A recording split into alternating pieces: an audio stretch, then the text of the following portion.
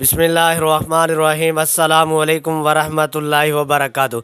तुसीं साडा YouTube channel वेखदे पे अपना पंजाब हाफिज़ इफ्तिखार। साडे नाल ने जानू भाई, ठीक है जी।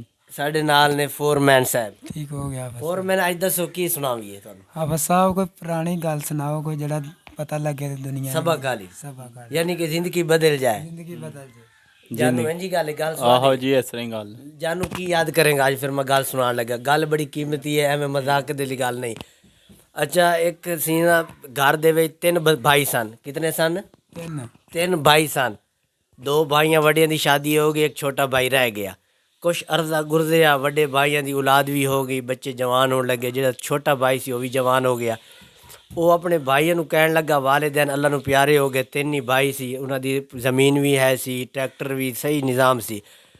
जो छोटे भाई ने वड्डे भाई नूं कहा ना भाई मेरी शादी करो, उन्हां वड्डियां भाइयां दो आपस सलाह कर लई भाई ये शादी वालू कहंदा ते फिर हिस्सा भी मंगेगा, ट्रैक्टर का भी मंगेगा, ज़मीन भी मंगेगा, खर्चा उल्टा करना पैना है। उन्हां आपस में ऐसा मशवरा किया, ऐसी सलाह की जिहड़ी उन्हां दी ज़मीन दे विच कमांद सी ना, वो आके ना कमान के दरम्यान दे विच उन्हां एक खुदाई की, एक बड़ा मिसाल टूआ खटिया। वाह वाह, किस तरह से खूही खटने हैं हुण जमीन चू बोर पानी लैण लई।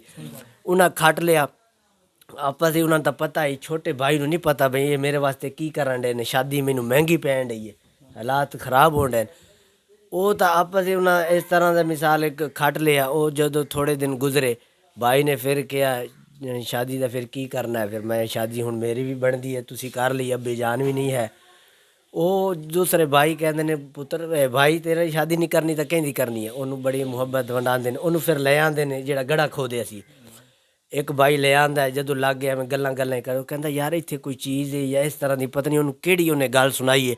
जदों कमान दे विच लै गया, वो जो गड़ा खोलिया पे खोदिया पे उन्हें मारिया धक्का, वो डिग गया। उन्हें रोली पा दी, आवाज़ां कढ़ियां अजीबो गरीब, भाई मैनू बचाओ बचाओ। किने बचाना सी उन्होंने? ये उन्हें फ़ोन किया दूसरे भाई नूं, या उदों पता नहीं फ़ोन होंदे सी नहीं, दूसरे भाई नूं गलिया जा तू पिस्टल ले आई, जो भी है। हुण तो लोग वक्त के हिसाब नाल मिनट लांदे ने, वो जांदे नहीं। उदों होर हिसाब, उदों ज़हन होर तरह के लोग सियासत लड़ाते सी। अच्छा, फिर जदों उन्हें विच सुट दिता ना, धक्का मार दिता, वो डिग गया। एक भाई नूं कहंदा जा तू पिस्टल ले आ, वो लैण गया है। वो उत्थे इंतज़ार ही खड़ा भाई आए तो मैं फिर इहदा कोई अगे कार्रवाई करा। वो आया ही नहीं, वो डिकदा डिकदा डिकदा उत्थे इंतज़ार ही रहा। उन्हें कहा हाली तक नहीं आया, मैं जाके उहदा पता करा। वो उहदा पता लैण लई जांदा है, पता करन जांदा है, तो अगे वो अल्लाह नूं प्यारा हो जांदा। उन्होंने सप लड़दा है, जे इस तरह की कोई चीज़ रीली लड़दी उत्थे मर जांदा।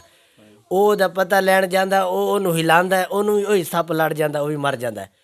थोड़े दिन गुजरे, वो उत्थे आवाज़ा लाण डे है, वो अपना कमा दे विच जेहड़ा खूही है, जेहड़ा गड़ा है, वो उत्थे रोली पाण डे। कोई एक दिन बाद या उस घंटे दो बाद बकरी चराण वाला उत्थों गुजरिया।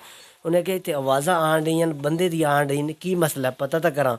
जो पता करन गया, वो अगे आवाज़ां वो सुनियां, होर अगे होया। फिर वो डर गया भाई की मसला है आखिर ये कमा दे।